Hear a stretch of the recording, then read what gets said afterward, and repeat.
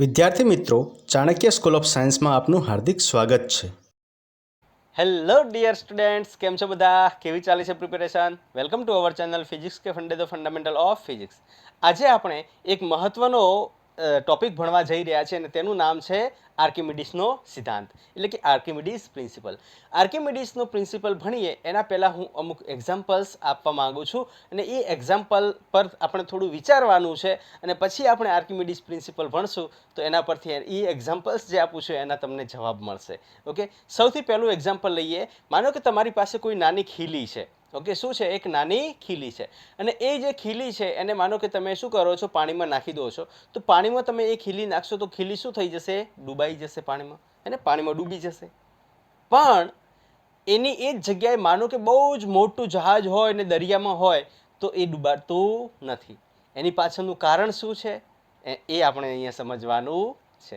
Okay, એની પાછળનું કારણ શું છે એ આપણે સમજવાનું છે અને એ આપણે આર્કિમિડીઝના સિદ્ધાંત પરથી સમજશું. હવે આર્કિમિડીઝનો સિદ્ધાંત સમજીએ એના પહેલાં એની અંદર અમુક વ્યાખ્યાઓ છે અને એ વ્યાખ્યાઓ સમજવી બહુ જરૂરી છે. તેથી પહેલાં આપણે એ વ્યાખ્યાઓ અને એના ઉપર નાના નાના મેં પ્રશ્નો પણ બનાવ્યા છે, તો એ નાના નાના પ્રશ્નો પણ આપણે કરી લઈએ અને પછી આપણે આર્કિમિડીઝનો સિદ્ધાંત જે છે એને સમજીએ. બરાબર? એના પછી આર્કિમિડીઝના સિદ્ધાંત પછી આપણે લો ઓફ ફ્લોટેશન ભણવાનું છે. હે ને? Law of ફ્લોટેશન. ફ્લોટેશન એટલે તરવું. હે ને?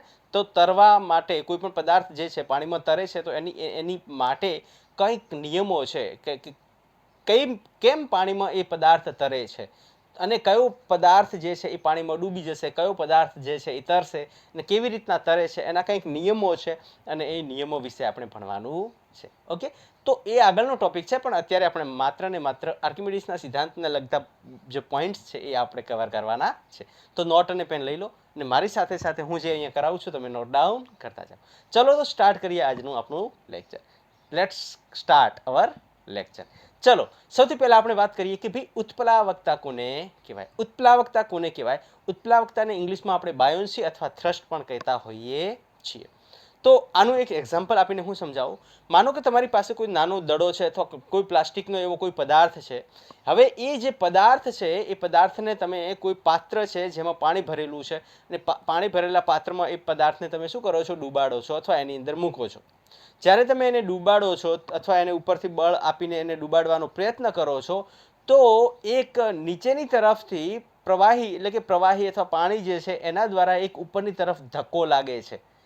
એને આ જે પદાર્થ આપણે ડૂબાડવાનો પ્રયત્ન કરીએ છીએ એ પદાર્થને નીચેની તરફથી એક ધક્કો લાગે છે, એક એવો બળ લાગી રહ્યું છે, એક ધક્કો લાગી રહ્યો છે અને જેના લીધે પદાર્થ જે છે એ ડૂબતો નથી. બરોબર ને? માનો કે તમારે જો સમજવું હોય તો તમને ખ્યાલ છે એક નાની દડી આવે છે પ્લાસ્ટિકની. એ પ્લાસ્ટિકની દડી લો અને ડોલમાં પાણી ભરી નાખો, ડોલ અથવા કોઈ પણ પાત્રમાં પાણી ભરી નાખો અને એ પાત્રમાં જે પાણી ભરવામાં આવે છે હવે એ ડોલમાં તમે એ દડીને મૂકશો તો એ તરશે, ઉપરની તરફ તરે છે. કેમ તરે છે? કેમ કે નીચેથી કંઈક એવો ધક્કો લાગે છે કે જેના લીધે એ દડી જે છે પાણીની અંદર ડૂબતી નથી. બરોબર ને? ઓકે, અને આ જે છે કે ભાઈ પ્રવાહીમાં વસ્તુના ઉપર તરફ ધકેલાવાના ગુણધર્મને, હે ને, પ્રવાહીમાં વસ્તુના ઉપર તરફ ધકેલાવાના ગુણધર્મને શું કહેવામાં આવે છે? ઉત્પ્લાવકતા કહેવામાં આવે છે. એની વ્યાખ્યા મેં ઓલરેડી ઉપર લખી નાખી છે, પણ હું તમને ફરીથી અહીંયા આકૃતિ પરથી સમજાવું. એને આકૃતિ પરથી સમજાવું. આકૃતિ પરથી સમજશું તો આપણને ખ્યાલ આવી જશે. માનો કે અહીંયા મારી પાસે કંઈક પ્રવાહી ભરેલું છે. આ પાત્ર છે, પાત્રમાં પાણી તો મતલબ રો ગંધાવાળું કોઈ પણ તરલ લઈ લીધું છે. હવે આની અંદર કોઈ એવો પદાર્થ મેં મૂકી દીધો, આની અંદર કોઈ એવો પદાર્થ મૂકી દીધો. હવે આ પદાર્થ જે છે એ પાણીની ઉપર અહીંયા તરી રહ્યું છે.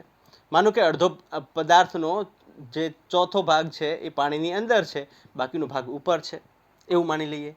તો તમે જ્યારે આના ઉપરથી કોઈ બળ એપ્લાય કરશો તો આ જે પદાર્થ છે એ કંઈક નીચેની તરફ જશે ખરા, પણ જેવું તમે આ બળ લઈ લેશો એવા જ એ કેવો ઉપર આવી જશે. એવો જ આ પદાર્થ શું થશે? ઉપર આવી જશે. અને આ જે ઉપર આવે છે એની પાછળનું કારણ શું?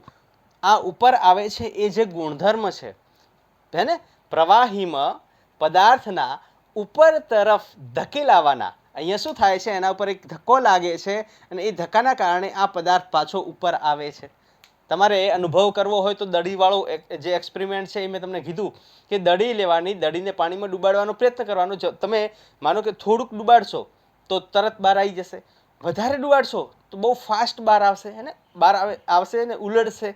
અને પાણીની સપાટીથી ઉપર આવશે. માનો કે તમે અહીંયા દડી લીધી, દડી આના પર તરી રહી છે ને, દડી પ્યોરલી આના પર તરશે. માનો કે તમે થોડું બળ લગાવીને દડીને અડધા સુધી ડૂબાડી, અહીંયા સુધી અડધા સુધી ડૂબાડીને તમે મૂકી દેશો તો દડી તરત જ ઉપર આવી જશે. માનો કે તમે વધારે બળ આપ્યું ને દડીને જે છે છેક તળિયા સુધી, અહીંયા સુધી ડોલના તળિયા સુધી આપણે ડૂબાડી. હવે તમે જ્યારે એને છોડી દેશો, અહીંયા બળ આપીને આપણે ડૂબાડી છોડી દેશો તો દડી જે છે એ બહાર આવશે, પણ બહાર આવ્યા પછી પણ એ જે છે ઉપર તરફ ઉલળશે.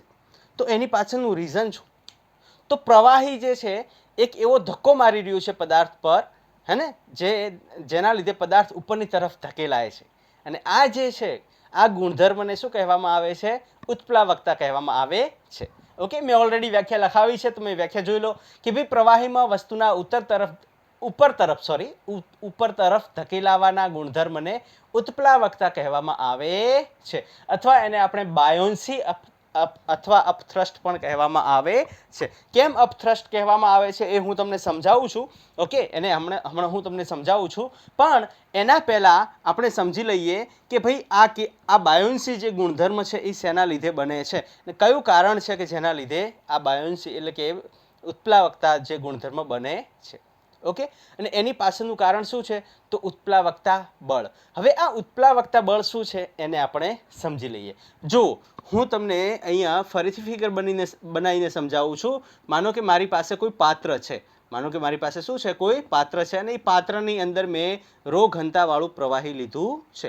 હવે અહીંયા મેં કોઈ પદાર્થ આના પર મૂકી દીધો, અને એ પદાર્થ જે છે એ પાણી પર અડધો અંદરની તરફ છે, અડધો બહારની તરફ આવી રીતના કંઈક તરી રહ્યો છે. ક્લિયર અહીંયા સુધી?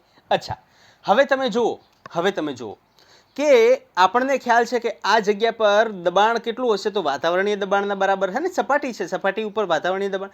પણ જેમ જેમ હું ઊંડો જઈશ, જેમ જેમ નીચે જઈશ એમ શું થતું જાય છે? દબાણનું મૂલ્ય, માનો કે આ h હાઇટ જેટલા આપણે નીચે ગયા તો દબાણનું મૂલ્ય શું થતું જશે? વધતું જશે, હે ને. જેમ જેમ ઊંડાઈમાં આપણે નીચે જશું એમ દબાણનું મૂલ્ય શું થાય છે?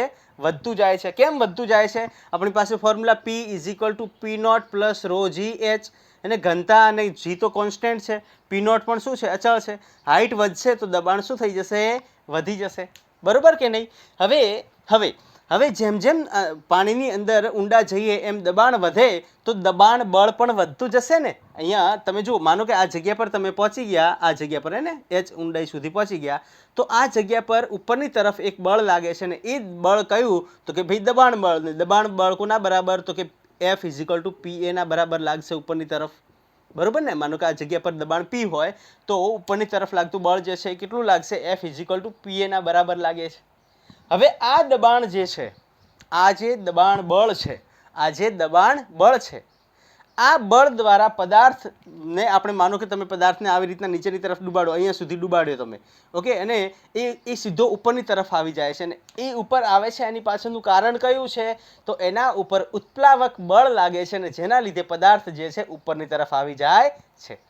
બરોબર કે નહીં? ઉત્પ્લાવકતા શું છે? ગુણધર્મ છે કે ભાઈ પદાર્થ ઉપરની તરફ, અથવા કોઈ પણ પદાર્થની પ્રવાહીમાં તરવાની ક્ષમતાને ઉત્પ્લાવકતા કહેવામાં આવે છે. તમારે જો બીજી ઓપ્શનવાળી તમારે આની વ્યાખ્યા લખવી હોય ઉત્પ્લાવકતાની, તો આપણે આવી રીતના લખી શકીએ કે કોઈ પણ પદાર્થની પ્રવાહીમાં તરવાની ક્ષમતાને, અને એબિલિટીને, હે ને, ક્ષમતા એટલે એબિલિટી, હે ને, તરવાની ક્ષમતાને શું કહેવામાં આવે છે? ઉત્પ્લાવકતા કહેવામાં આવે છે. ઉત્પ્લાવકતા કહેવામાં આવે છે. ક્લિયર? ઓકે, હવે તમે જુઓ, માનો કે આના ઉપર તમે બળ લગાવીને એને ડૂબાડવાનો પ્રયત્ન કર્યો તો એ તરત ઉપરની તરફ આવે છે, ને ઉપરની તરફ આવે છે એની પાછળનું કારણ શું? તો એના ઉપર એક બળ લાગી રહ્યું છે, અને એ બળ ઉપરની તરફ લાગી રહ્યું છે, અને એને આપણે શું કહીએ છીએ? ઉત્પ્લાવક બળ કહેવામાં આવે છે. ખબર પડી કે નહીં? ખબર પડી કે ના પડી? કે ભાઈ પ્રવાહીમાં જ્યારે વસ્તુને ડૂબાડવામાં આવે છે, અને માનો કે જેમ જેમ ઊંડાઈમાં વધારો થતો જાય છે એમ એમ પ્રવાહી એક ઉપરની તરફ બળ લગાવે છે, અને આ જે બળ છે જે પદાર્થ પર ઉપરની તરફ લાગી રહ્યું છે એને આપણે શું કહીએ છીએ? ઉત્પ્લાવક બળ કહેવામાં આવે છે. તો એની આપણે પહેલા વ્યાખ્યા લખી દઈએ હે ને. ઉત્પ્લાવકતા ક્લિયર થયું, ઉત્પ્લાવકતા ક્લિયર થઈ ગયું કે ભાઈ પદાર્થની તરલમાં અથવા પ્રવાહીમાં પદાર્થની તરવાની ક્ષમતાને અથવા પદાર્થ જે છે એને પ્રવાહીમાં જ્યારે નાખવામાં આવે ત્યારે ઉપરની તરફ ધકેલાય છે.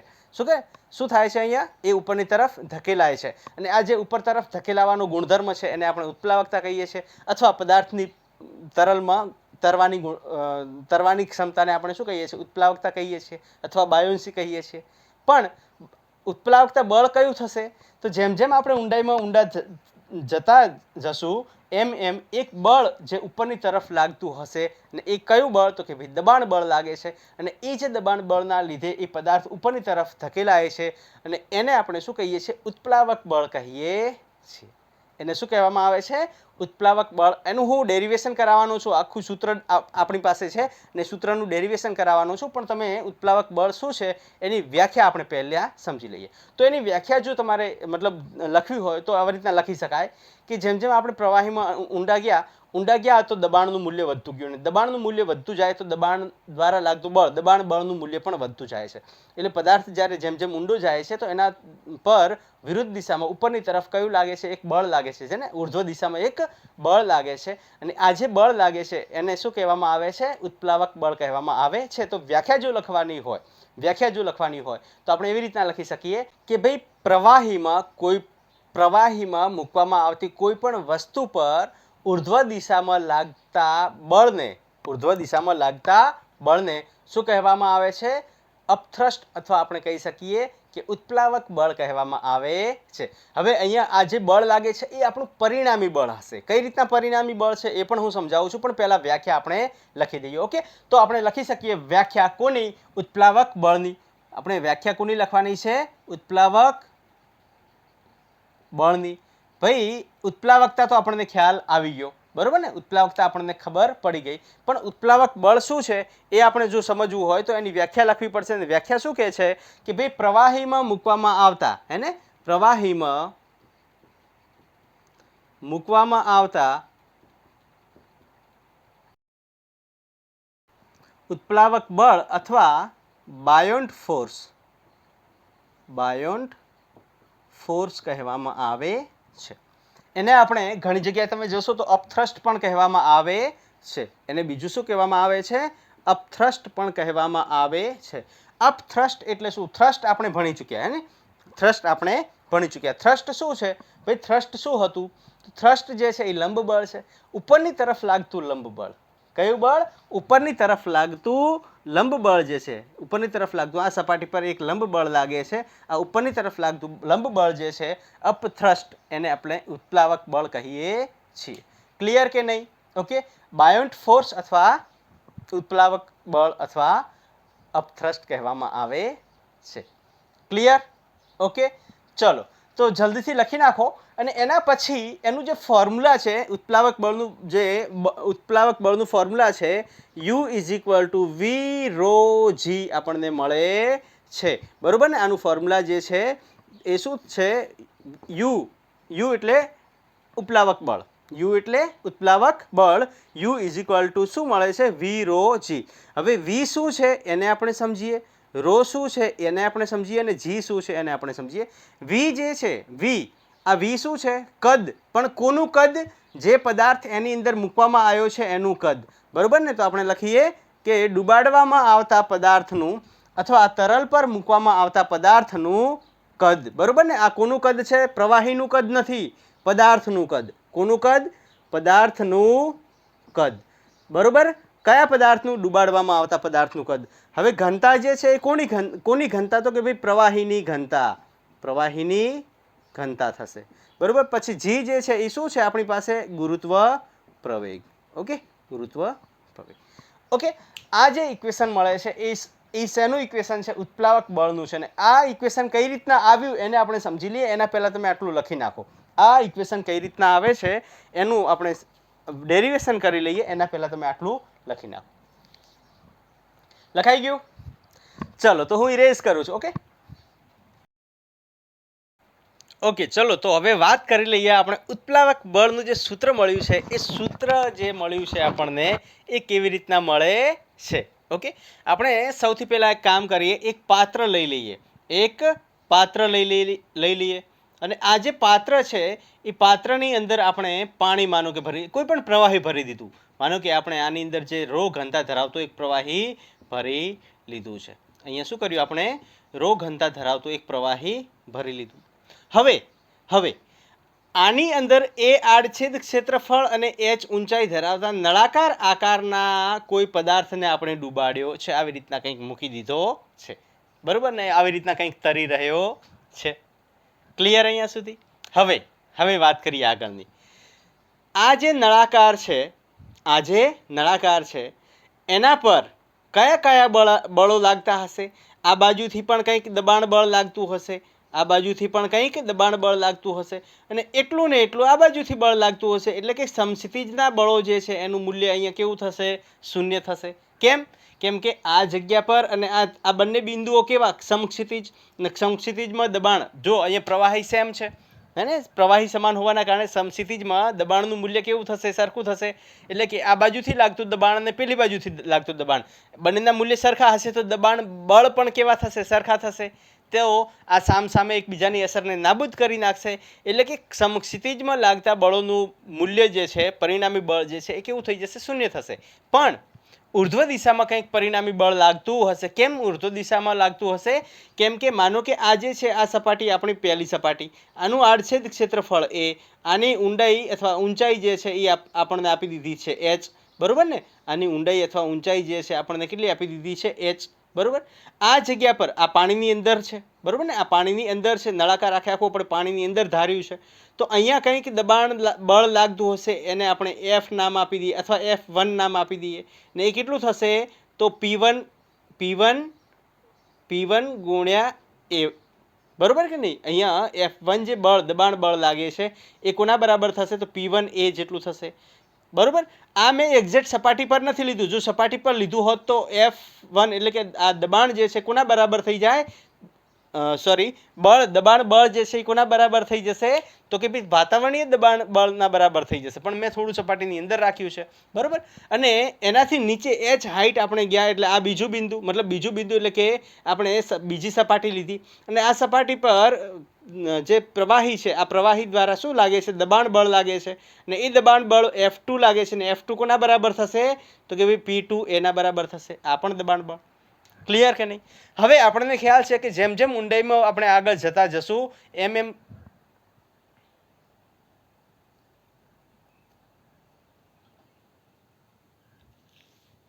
લાઈટ ગઈ,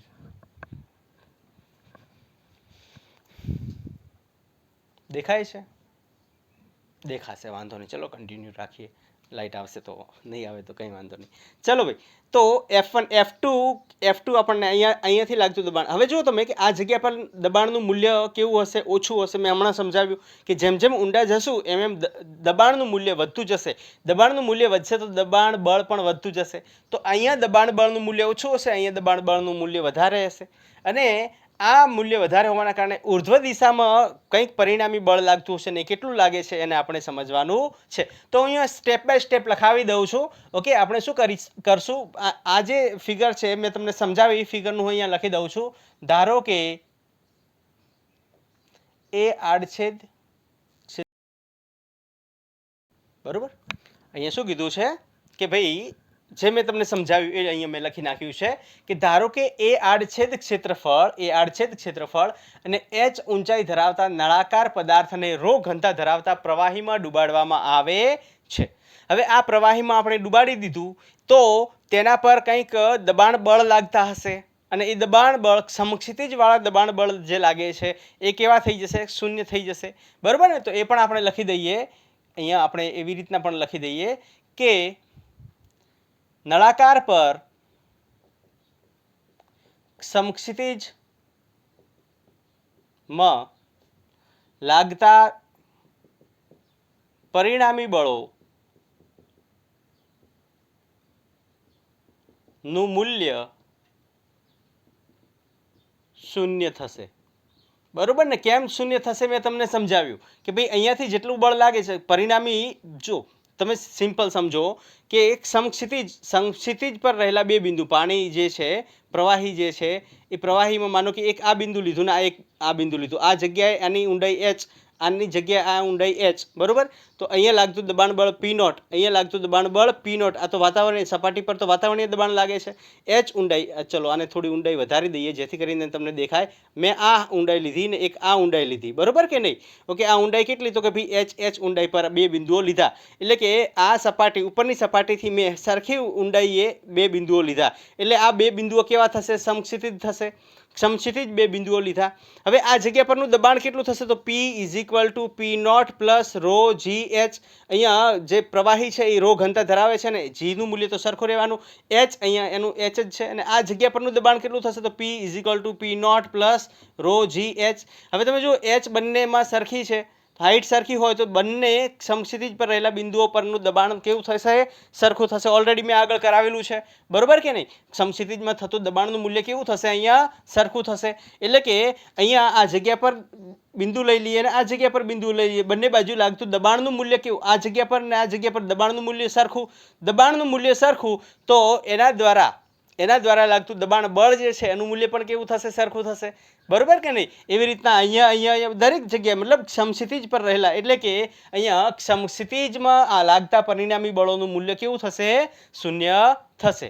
પણ ઉર્ધ્વ દિશામાં લાગતા જે બળો છે એનું પરિણામી બળ કંઈક આપણને મળશે, બરોબર ને? એ કેટલું મળે છે આપણે જોઈ લઈએ. ઓકે, પરંતુ ઉર્ધ્વ દિશામાં નળાકાર પર લાગતું પરિણામી બળ, તો એ પરિણામી બળ કેટલું મળે છે? તો ભાઈ F નેટ, હે ને, ઉર્ધ્વ દિશામાં લાગતું F નેટ = શું થશે? તો તમે જો આનું મૂલ્ય F2 નું મૂલ્ય કેવું છે? અહીંયા વધુ છે, એટલે કે F2 - F1, બરોબર. હવે F2 અને F1 ની વેલ્યુ મૂકી દો તો આ થશે P2A - P1A, બરોબર. આમાં A કોન્સ્ટન્ટ બહાર લઈ લો, તો આ શું મળશે આપણને? P2 - P1. હવે આને જે છે ને એના પર લાગતું નેટ બળ જે છે એનું મૂલ્ય આપણને કેટલું મળ્યું? તો કે A P2 - P1. આને સમીકરણ નંબર 1 આપી દો. ક્લિયર કે નહીં? ઓકે, હવે આપણે જોઈએ કે દબાણના સમીકરણ પરથી, હે ને, h ઊંડાઈએ દબાણના સમીકરણ પરથી આપણને ખ્યાલ છે h ઊંડાઈએ દબાણનું સમીકરણ શું? તો કે P2 - P1 = શું થાય? રો જી એચ, બરોબર કે નહીં? જુઓ ભાઈ, આ બંને વચ્ચે દબાણનો તફાવત કેટલો મળશે આપણને? રો જી એચ ના બરાબર મળશે કે નહીં મળે? મેં તમને સમીકરણ કરાવ્યું હતું P = P naught plus rho g h, બરોબર. પણ અહીંયા P જે છે, દબાણ જે છે, નીચેનું દબાણ, આ બિંદુ પરનું દબાણ આપણને કેટલું મળ્યું? P2 મળ્યું. અને આ જગ્યા પરનું દબાણ કેટલું મળ્યું? અહીંયા P નોટની જગ્યાએ, વાતાવરણીય દબાણની જગ્યાએ કેટલું છે? P1 છે. પ્લસ શું થઈ જશે? રો જી એચ થશે. આ P આમ આવી જશે તો P2 - P1 = શું થઈ જશે? રો જી એચ થઈ જશે. ક્લિયર કે નહીં? ઓકે, ચલો તો આને આગળ વધારીએ તો આ સમીકરણ આપણને મળ્યું. આને સમીકરણ નંબર 2 આપી દો. સમીકરણ નંબર 1 અને 2 પરથી, સમીકરણ 1 અને 2 પરથી તમે જોશો તો એના પર લાગતું ચોખ્ખું બળ જે છે, હે ને, નળાકાર પર લાગતું ચોખ્ખું બળ જે છે એ કેટલું મળશે આપણને? A × rho g h. કેમ રો જી એચ? કેમ કે P2 - P1 જે છે એની વેલ્યુ આની અંદર મૂકી દીધી. હવે તમે જુઓ કે આની અંદર હું રોને અલગ કરી દઉં, જીને અલગ કરી દઉં, અને આ શું થઈ જશે? AH થઈ જશે. અથવા તમે Hને આગળ લઈ લો, અથવા તમે શું કરો, આમાં H જે છે એને આગળ લઈ લો, તો AH રો જી, બરોબર. ઓકે, તો આ AH શું થશે? આડછેદ ક્ષેત્રફળ ગુણ્યા ઊંચાઈ. આડછેદ ક્ષેત્રફળ ગુણ્યા ઊંચાઈ શું થાય? કદ થાય. તો V રો જી થશે, બરોબર ને? તો ઉપરની તરફ લાગતું ચોખ્ખું બળનું મૂલ્ય જે મળશે આપણને કેટલું મળશે? V રો જી મળે છે. અને આ જે ઉપરની તરફ લાગતું ચોખ્ખું બળ છે, મેં વાત કરી હતી જે ઉપરની તરફ લાગતા કોઈ પણ પદાર્થને જ્યારે પાણીમાં મૂકવામાં આવે અથવા પાણીમાં ડૂબાડવામાં આવે તો તેના પર ઉપરની તરફ એટલે કે ઉર્ધ્વ દિશામાં લાગતા ચોખ્ખા એટલે કે પરિણામી બળને શું કહેવામાં આવે છે? ઉત્પ્લાવક બળ કહેવામાં આવે છે. અને આ જે બળ છે આ બળ આપણું કયું બળ થઈ જશે? ઉત્પ્લાવક બળ થઈ જશે. ઉત્પ્લાવક બળ થઈ જશે. અને એને આપણે યુ વડે ઇન્ડિકેટ કરીએ છીએ તો યુ ઇઝ ઇક્વલ ટુ શું થઈ જશે? વી રો જી. જ્યાં વી શું છે મેં તમને હમણાં સમજાવ્યું. વી જે છે એ પદાર્થ કોનું કદ, અહીંયા તમે જુઓ આપણે આ એ એચ જે છે એ કોનું કદ આવ્યું? એ કદ આવ્યું આપણા નળાકાર આકારના પદાર્થનું. તો વી શું છે? કદ શું છે અહીંયા? તો કે પદાર્થનું કદ છે. વી શું છે અહીંયા? પદાર્થનું કદ છે.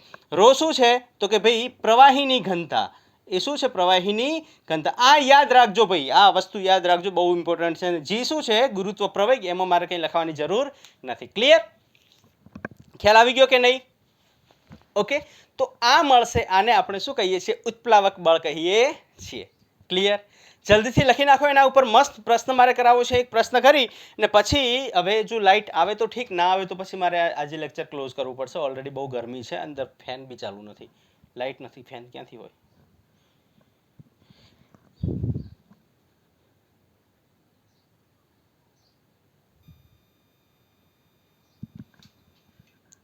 ઓકે, લખાઈ ગયું ભાઈ? ચલો, તો આના ઉપર એક સારો એક પ્રશ્ન કરી લઈએ ને પછી આજનું લેક્ચર અહીંયા જ આપણે ક્લોઝ કરશું. નેક્સ્ટ લેક્ચરમાં આગળનો ટોપિક આપણે કવર કરશું. જો લાઇટ આવી જશે તો આજે બીજું લેક્ચર વારે કરી દઈશ, પણ ના આવે તો ચલો ભાઈ. હવે પ્રશ્ન હું લખાવતો નથી, અથવા હું ચલો લખાવું. પહેલાં તમે ખાલી પ્રશ્ન શું કીધો છે એ સમજી લો. પ્રશ્ન એવી રીતના કીધો છે કે એક પ્રવાહ મતલબ એક જે છે પાત્રમાં પ્રવાહી લીધું છે અને એ પ્રવાહી કયું લીધું છે? પાણી લીધું છે. પાણી લીધું છે પાત્રમાં. શું લીધું છે? પાણી. તો પાણીની ઘનતા કેટલી થાય? આપણને ખ્યાલ છે પાણીની ઘનતા 10³ kg/મીટરનો ઘન જેટલું થાય છે. પાણી લઈ લીધું. હવે એ પાણીની અંદર એક નળાકાર આકારનો પદાર્થ છે અને એ પદાર્થ જે છે કંઈક આવી રીતના ડૂબેલો છે. ઓકે, કુલ જે નળાકારની હાઈટ આપી છે આપણને, નળાકારની હાઈટ, આ નળાકારની હાઈટ આપી જે છે એ 6 સેન્ટીમીટર આપી છે. નળાકારની ઊંચાઈ કેટલી આપી દીધી છે? 6 સેન્ટીમીટર આપી દીધી છે. અને જ્યારે આપણે બહારથી એને જોશું ત્યારે એની ઊંચાઈ આપણને મતલબ ઉપર બહારની તરફ એ કેટલું દેખાય છે? માત્ર ને માત્ર 2 સેન્ટીમીટર જેટલું દેખાય છે. પ્રશ્નમાં જે કીધું છે ને હું તમને કહું છું, બરોબર? પ્રશ્ન એવી રીતના કીધો છે કે એક પાત્રમાં પાણી ભરવામાં આવ્યું છે. એ પાણી એ પાણીમાં એક નળાકાર આકારના એ આડછેદ એટલે કે આડછેદ ક્ષેત્રફળ પણ આપી દીધું છે કે ભાઈ આડછેદ ક્ષેત્રફળ 2 સેન્ટીમીટરનો વર્ગ અને 2 સેન્ટીમીટરના વર્ગ જેટલું આડછેદ ક્ષેત્રફળ ધરાવતો અને 6 સેન્ટીમીટર ઊંચાઈ ધરાવતા નળાકારને ડૂબાડવામાં આવે છે. અને જ્યારે તેને ઉપરથી એટલે કે ઉપરથી જોવામાં આવે છે ત્યારે તે બહારની તરફ પાણીની બહાર એ 2 સેન્ટીમીટર જેટલું દેખાય છે. બરોબર કે નહીં? ઓકે, તો આ પદાર્થ પર લાગતું અપથ્રસ્ટ એટલે કે આ પદાર્થ પર લાગતું ઉત્પ્લાવક બળનું મૂલ્ય મેળવો. ખબર પડી કે ના પડી? પ્રશ્ન આવી રીતના કીધો છે. તમે લખી નાખશો કે લખાઈ દઉં? ચલો લખાઈ દઉં છું. ઓકે, ચલો ભાઈ, પ્રશ્ન શું કીધો છે હું લખાઈ દઉં છું એટલે તમારે કોઈ માથાકૂટ ન રહે ને. તમને બધું તૈયાર મટીરિયલ ભાણું મારે ખાલી પીરસવાનું જ છે, તમારે ખાવાનું તમારે છે. હું પીરસી. શું કીધું છે કે એક પાત્રમાં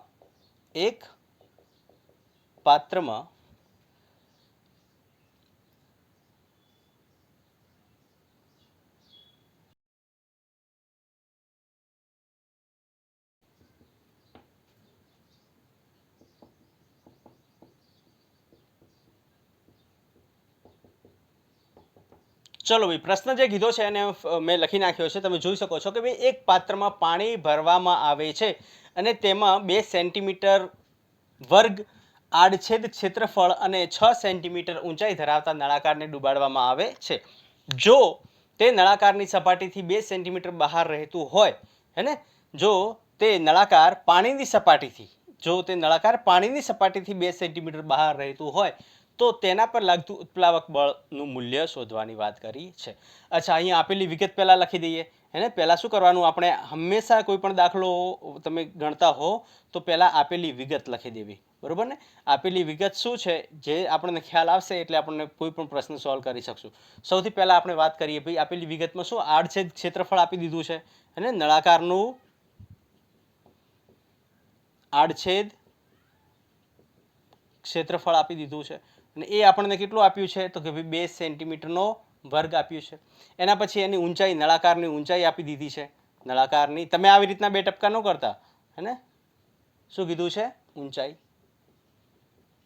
તો એ કેટલી આપી દીધી છે? 6 સેન્ટીમીટર આપી દીધી છે. હવે એ બહાર કેટલું રહે છે? બહાર કેટલું રહે છે? તો બહાર 2 સેન્ટીમીટર રહે છે. ઓકે, પાણીથી બહાર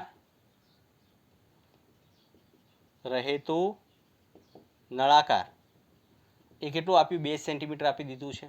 બીજું શું કીધું છે? કંઈ બીજું આપ્યું છે કંઈ? હા, યસ, ઘનતા. પાણી કીધું છે તો પાણીની ઘનતા કેટલી થાય એ આપણને ખ્યાલ છે, અને કદાચ ના જો પાણીની ઘનતા તમને અહીંયા પાછળ આપી દીધી છે, ρ W = 10³ kg પર મીટરનો ઘન, આવી રીતના આપી દીધી છે. પણ ના આપી હોય તો પાણીની ઘનતા તો તમને યાદ હોવી જોઈએ.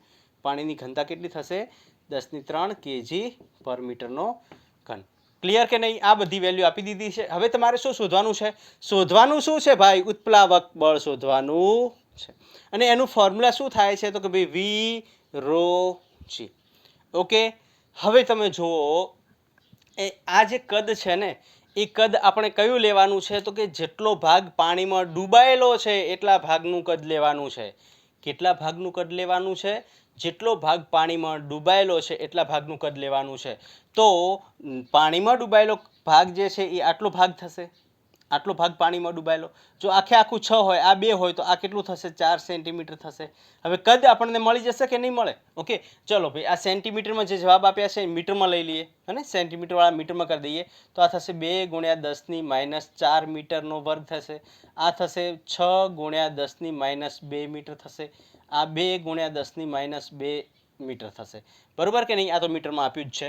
તો વેલ્યુઝ મૂકો. પહેલા શું કરશો આપણે? એનું આડછેદ ક્ષેત્રફળ શોધવાનું. આ 4 સેન્ટીમીટર થઈ જશે. 4 સેન્ટીમીટર થાય કે ન થાય? ઓકે, એટલે કે 4 સેન્ટીમીટર, એનો મતલબ શું થયો? તો આપણે લખી શકીએ કે પાણીથી બહારનું નળાકાર જે છે આટલું થાય. તો તમે અહીંયા નીચે, ચલો હું અહીંયા લખી દઉં છું, પછી આગળ આપણે ફોર્મ્યુલા લખીએ કે પાણીની અંદર રહેતું નળાકાર, હે ને? પાણીની અંદર રહેતું નળાકાર. તો એ કેટલું વધશે? 6 - 2 એટલે કે 4 સેન્ટીમીટર. અને 4 સેન્ટીમીટર એટલે કેટલું થશે? 4 × 10⁻² મીટર. ક્લિયર કે નહીં? 4 × 10⁻² મીટર. 4 × 10⁻² મીટર. ક્લિયર? ઓકે, ચલો. હવે આપણી પાસે ઉપલાવક બળનું formula U = V ρ G. V ρ G એટલે કે આડછેદ ક્ષેત્રફળ ગુણ્યા ઊંડાઈ ગુણ્યા ρ ગુણ્યા G. બસ આની અંદર વેલ્યુઝ મૂકવાની છે. આડછેદ ક્ષેત્રફળ આપણને કેટલું આપ્યું? તો કે ભાઈ 2 × 10⁻⁴ ગુણ્યા હાઈટ કેટલી આપી? 6 × 6 આપી? નહીં, આ 6 નથી લેવાની, આપણે 4 લેવાની છે. કેટલી લેવાની છે? 4 લેવાની છે. તો આનો કોઈ રોલ આવશે નહીં? યસ, આનો રોલ આવે છે. આનો રોલ ક્યાં આવ્યો? તો આ ટોટલ 6 છે, આ બાર 2 છે, તો અંદરની કેટલી? 4. અને 6 માંથી 2 કાઢશો એટલે 4. એટલે આ થશે 4 × 10⁻² મીટર ગુણ્યા ઘનતા 10³ ગુણ્યા 10. બરોબર? અચ્છા, હવે જલ્દીથી સોલ્વ કરો. 10⁴ આ નીકળી જશે બંને, તો વધશે 4 દુ 8 ગુણ્યા 10⁻². બરોબર? એટલે કે 0.08. શું થશે ભાઈ? બળ છે તો ન્યૂટનમાં જવાબ આવશે. બરોબર ને? ઉત્પ્લાવક બળ છે ને, બળ શેમાં આવશે? ન્યૂટનમાં જવાબ આવશે. આ નીચેનું દેખાય છે કે કેમ? ઓકે, ક્લિયર દેખાય છે, વાંધો નથી. બરોબર? તો આ જે છે એનો જવાબ આવી જશે. 4 દુ 8 થશે, આ કટ થઈ જશે, 10⁻² એટલે ભાગ્યા 100 થશે, ભાગ્યા 100 કરશો એટલે 0.08 આવશે જવાબ. ક્લિયર? ઓકે, ચલો લખી નાખો. ચલો, તો આજનું લેક્ચર આપણે અહીંયા સુધી જ રાખશું, કેમ કે લાઇટ હજી સુધી આવી નથી, ને લાઇટ આવશે તો ફરીથી બીજો વિડીયો બનાવી દઈશ, પણ નહીં આવે તો આજનું લેક્ચર અહીંયા સુધી જ રાખીએ. નેક્સ્ટ વિડીયો લેક્ચરમાં આપણે આગળનો ટોપિક ભણવાના છીએ. ઉત્પ્લાવકતા અને ઉત્પ્લાવક બળ આપણે સમજી ગયા. ઓકે, ઉત્પ્લાવક બળનું ફોર્મ્યુલા આપણે U = V ρ G સમજી લીધું. એના ઉપરના પ્રશ્નો પણ આપણે કરી લીધા. હવે જે છે એ એપરન્ટ વેઇટ બહુ નાનો ટોપિક છે, અને આર્કિમિડીઝનો મેઇન મતલબ સમજવા માટે, આર્કિમિડીઝના સિદ્ધાંતને સમજવા માટે આ બે ટોપિક પ્લસ એ એપરન્ટ વેઇટ એટલે કે દેખીતું વજન છે એને સમજવું બહુ જરૂરી હતું. પણ હવે આજે આ લેક્ચર્સ થઈ શકે એમ નથી, ઓલરેડી બહુ હિટ થઈ ગઈ છે. તો આજનું લેક્ચર જે છે અહીંયા સુધી રાખશું. નેક્સ્ટ વિડીયો લેક્ચરમાં આપણે નવા ટોપિક લઈને આવશું અને આના જ આગળના ટોપિકને કવર કરશું. ઓકે, જો લાઇટ આવી જશે તો આજે કરી દઈશું, નહીં આવે તો નેક્સ્ટ એટલે કે આવતીકાલે થશે. અને તમે જેમ અહીંયા મેં કરાવ્યું છે, નોટ ડાઉન કર્યું છે અને રિવિઝન કરતા રહેજો. તમારી તબિયત સાચવજો. All the best.